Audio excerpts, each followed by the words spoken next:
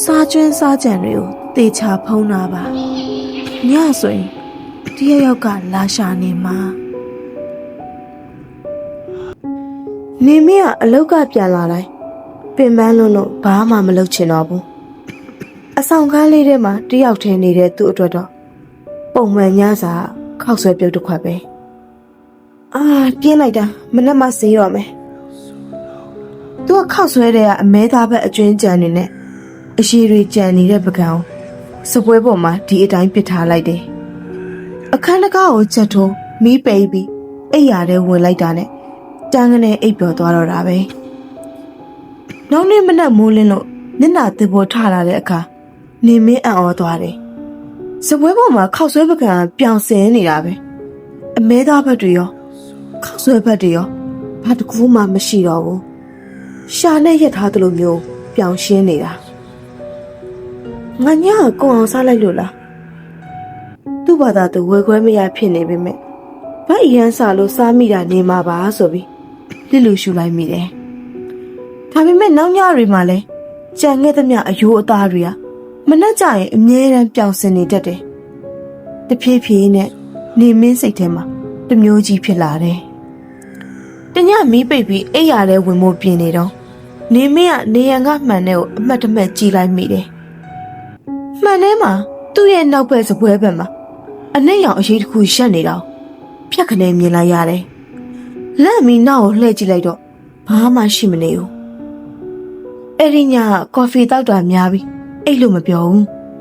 မျက်စိကိုမှိတ်ထားပေမဲ့ရှေ့ရေးကိုတွေးပူပြီးအိတ်ရတယ်လူးလိုက်နေတာပေါ့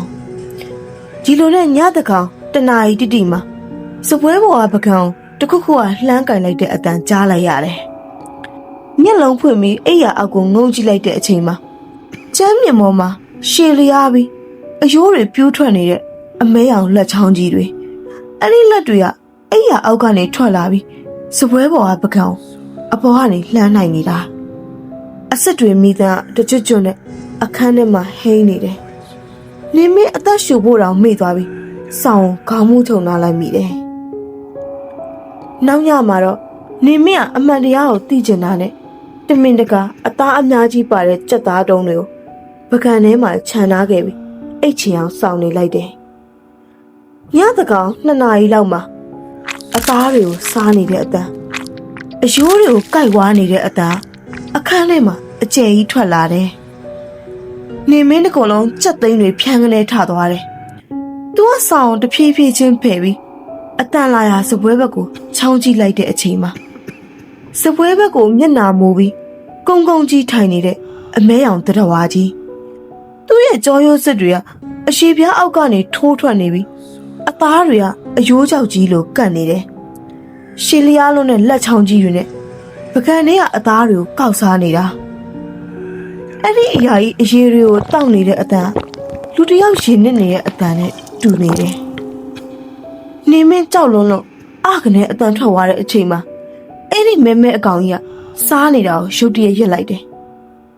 ပြီးတော့သူ့ခေါင်းကို180ဒီဂရီလှည့်ပြီးနေမင်းရှိတဲ့အိယာဘက်ကိုဖြည်းဖြည်းချင်းကြည်လာတယ်မျက်လုံးတွေကမရှိဘူးဟောက်ပဲဖြစ်နေတဲ့ညက်တွင်းကြီး2 ခုပဲရှိတယ်ဒီနေ့အသားများတာပဲအဲ့ဒီအရာတိုးတိုးလေးပြောလိုက်တယ်နေမင်းအသက်ရှူရမတက်ဖြစ်သွားစင်မှာပဲအဲ့ဒီအကောင်ကြီးကအိယာပေါ်4 ဘက်ထောက်ပြီးဖြည်းဖြည်းချင်းတက်လာတယ်မနေ့ပြန်ကြရနော်အမေသားပဲချမ်းသာပြီနော်မျက်လုံးမရှိတဲ့မျက်တွင်းကြီး2 ခုတည်းကနေပိုးစော်နံတဲ့အနံ့တွေထွက်နေပြီပါဇက်ကနေတရေတွေကနေမင်းရဲ့ပါးပေါ်ဒဇက်ချင်းကျလာတယ်နောက်နေ့တွေမှာတော့နေမင်းအသားတွေကိုပကံထဲမှာခြံမထားတော့ပဲအမှတ်ပုံးတွေကိုတေချထည့်ပြီးအဖုံးပိတ်ထားလိုက်တယ်အနက်မရရင်မလာတော့ပါဘူးလို့တွေးခဲ့တာပါဒါပေမဲ့အဲ့ဒါသူ့လှုပ်ခဲ့သမျှအရာတွေထဲမှာအမှားဆုံးအလုပ်တစ်ခုဖြစ်သွားခဲ့ရတယ်ည3 နာရီလောက်ကြီးခြေထောက်ကိုလာထိတဲ့အေးဆက်ဆက်အထီးအတွေ့တစ်ခုကြောင့်နေမင်းလန့်နိုးလာခဲ့တယ်အဲ့ဒီမဲမဲကောင်ကြီးကအိယာပေါ်ကိုတက်လာပြီးနေမင်းရဲ့ခြေမောင်းသူ့ရဲ့တထောင်လောက်ထွက်နေတဲ့ရှာကြီးနဲ့တပြက်ပြက်ရက်နေတာစားစရာမရှိဘူးအသားလို လို့ရှင်နေ အတန်း6ကက်ကန်းနဲ့နေမင်းထအော်ဖို့ပြင်လိုက်တဲ့အချိန်မှာပဲအဲ့ဒီမဲကောင်ကြီးကသူ့အပေါ်ဘုံကနေခေါင်းအုပ်လိုက်ပါတော့တယ်ဒီဗီဒီယိုကြည့်နေတဲ့အချိန်မှာအခန်းထဲစားကျွေးစားကြံပကန်းတွေထားမိတယ်ဆိုရင်တော့အခုချက်ချင်းထားစေးလိုက်တော့နော်